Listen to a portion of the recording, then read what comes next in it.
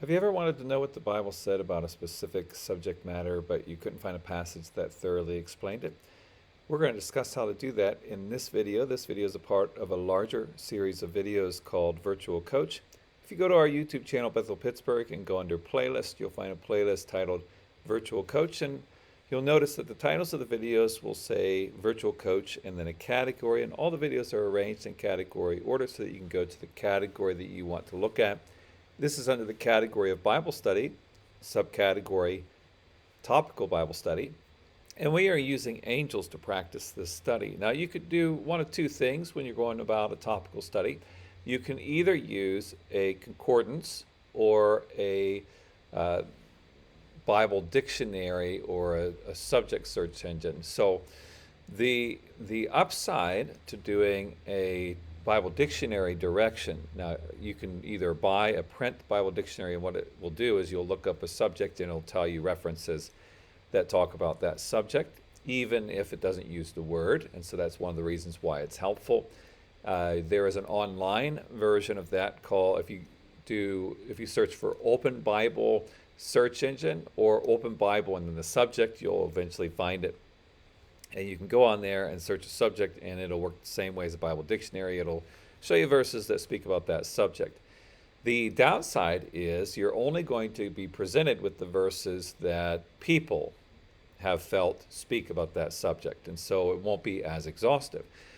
On the other hand, if you want to be exhaustive, you can use what's called a concordance. And you can have a print concordance, or you can use an online concordance like we're going to use here called Bible Gateway. If you search Bible Gateway, or go to BibleGateway.com.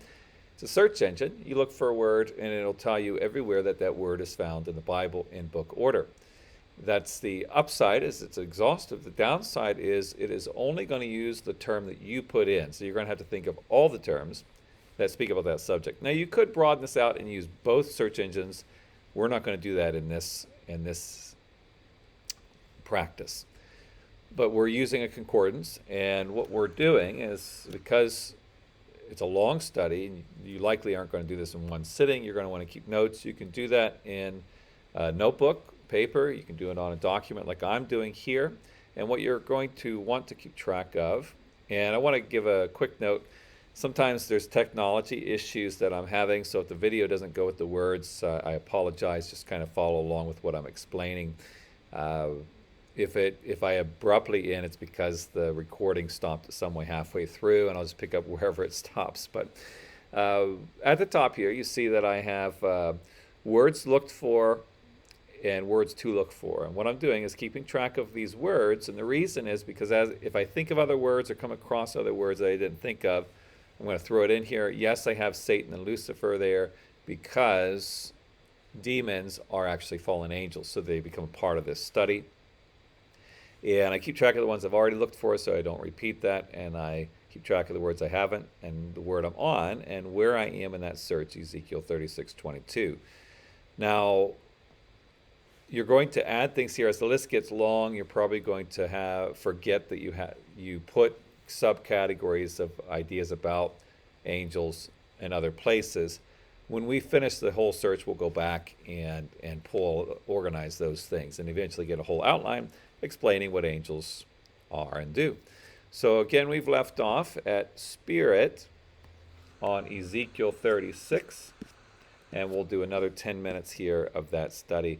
Oh, also, depending on your knowledge of context, you'll be able to decipher what's being said just by the phrase in the concordance. But if you don't know the context, you might have to give yourself a list of things you need to look into further. The less familiar you are, the more often you're probably going to do that. And we'll just go back to those later. So we are at Ezekiel 36:22. Most of the time when it says spirit, it's referring to a human spirit or God's spirit, which is not the focus of our study, so we just skip over those. My spirit is God. And a new spirit I will put within you. We've talked about how the human spirit, often it's referring to more of an attitude than it is like a demonic spirit. It's not like he's going to put an angel in there, so it's probably human spirit. My spirit is God. The spirit capitalized, most likely it's God. Same here, same here, same here. His spirit was troubled. That's the human spirit. My spirit is human spirit there. And in whom is the spirit of the holy God? That's referring to God's spirit. Even though it's not capitalized, it's, I think, Nebuchadnezzar making that statement. Then the spirit of the whole, same idea here. Same idea there and there. Because an excellent spirit, knowledge, and understanding to interpret dreams. And that's more Nebuchadnezzar's ideas than it is actual good theology. That's human spirit attitude. Same thing. My spirit, same thing. Now this one is interesting. A spirit of whoredom. Because sometimes it's possible it's a demonic spirit that is behind a human attitude or behavior. So I am going to note this. At Hosea 4:12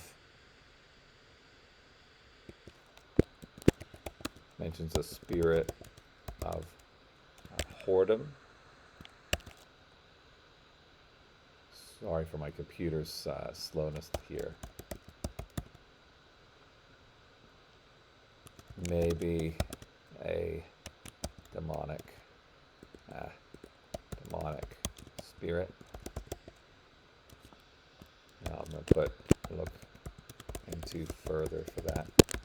You don't want to draw conclusions until you know that that's what's actually happening. All right, the spirit of whoredom, same idea there. It's 5:4. Just add to it. So when you know that you're repeating an idea, you just add with the other verses. The man of the spirit is mad. The prophet is a fool. The man of the spirit is mad. Okay, so I don't think that's anything. My spirit is God's spirit there and there. Spirit of Zerubbabel, that's human. The spirit of the same thing, human spirit. God's spirit. God's spirit. God's spirit. God's spirit there. Human spirit here. And I will pour out on the house of David and the inhabitants of Jerusalem a spirit of grace, and it's probably God's spirit there actually. Spirit of uncleanness, and also I will remove from the land the prophets in the spirit of uncleanness. Possibly, I'm going to put this with the Hosea one. I'm going to say, or uncleanness.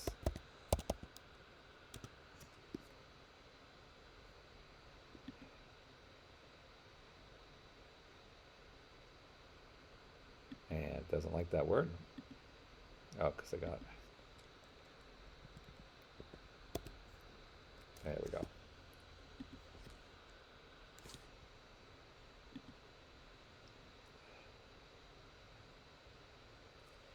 There we go. Help if I could spell today. Now we're adding Zechariah 13:2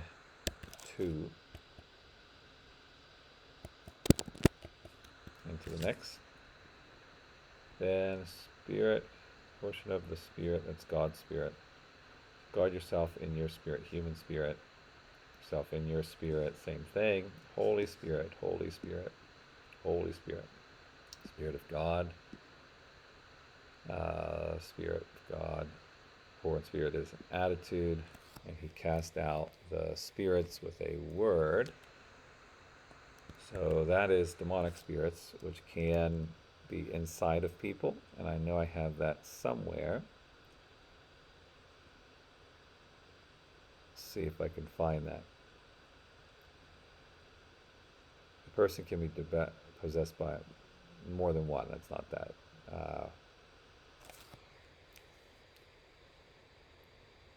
Believers, no, it's not that. Jesus can resolve problems with demons. That's definitely here. Matthew 8:16.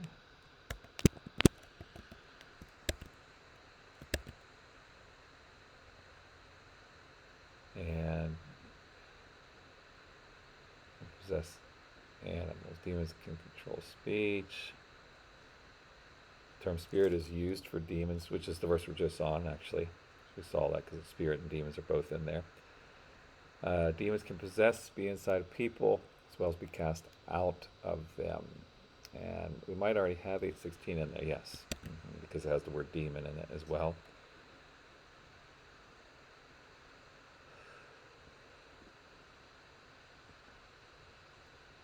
Uh, 10:1, believers can cast out demons, but all the same things. Demons can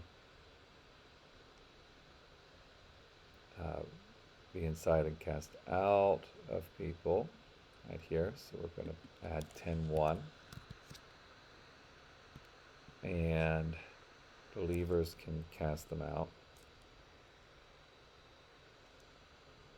Here we are. I'm going to add verse 1. Oh, actually, let me make sure that's correct up here.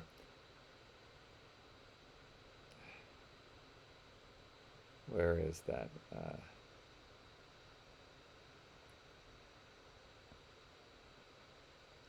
I have that in the right place there. Demons can... Believers have the ability to cast out demons. Oh, okay, so didn't have a Matthew in there yet. It's Matthew 10:1.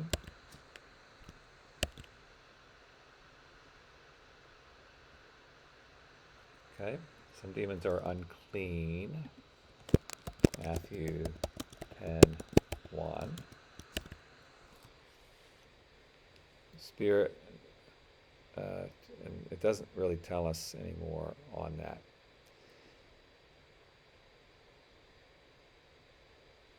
I think I put down somewhere that we're not supposed to rejoice over that.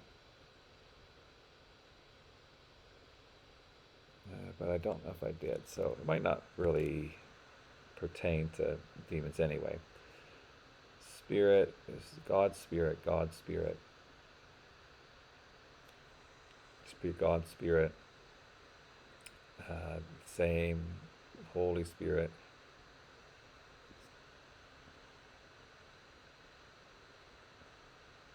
That's Matthew 12:43-45 is explaining how Spirit comes back when there's a worse scenario. So let's do demons can be and possess people right here. 12:43-45. And be cast out. The term spirit is used for demon. I forgot 10:1 should be included there, as well as 12:43-45.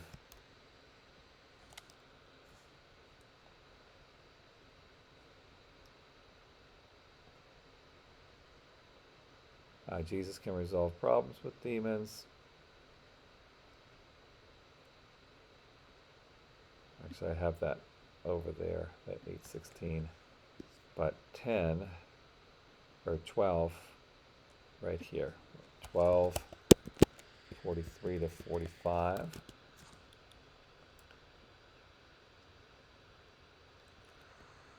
Does it say unclean in this one? Yeah, unclean. So right here, put 12:43-45. And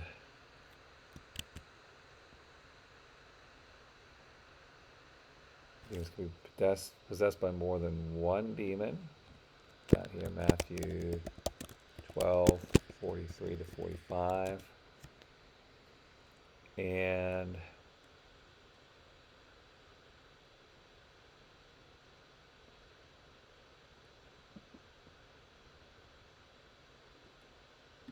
I think I'll put a separate thing here. Matthew 12:43-45.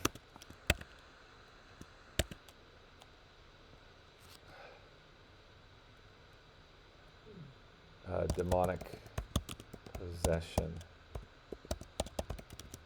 can become worse after being cast out. Okay, so we will stop there. That's the end of our 10 minutes. So that means we finally got into the New Testament on this word spirit. Matthew 22:43 is where we will pick up. We're still on spirit, and we are close to the end of this tab. Yeah. And then we have, as you can see, here 3 more tabs with that on there. Once we get past spirit, because that's 250 per each tab here, but once we get past spirit and we move to Satan, only has 49. Devil only has, if it'll let me see it, 33. Enemy has, and most of those won't apply to spirit, has 100, and Beelzebub only has 8. So we're getting close again. Eventually we'll get there. If you have any questions on that, please leave your question in the comments below. Or if you would like to grow in your faith in person, we would love for you to join us. We are, that is, if you live in the Pittsburgh, Pennsylvania area, we are Bethel Assembly of God at 2501 Staten Street. We meet Wednesdays at 6:30 p.m. and Sundays at 10 a.m. Or if you can't join us in person, you can always live stream with us. We stream our Sunday morning services live on our YouTube channel, Bethel Pittsburgh, at 10 a.m. on Sundays. We hope to see you at either place, but may God richly bless you.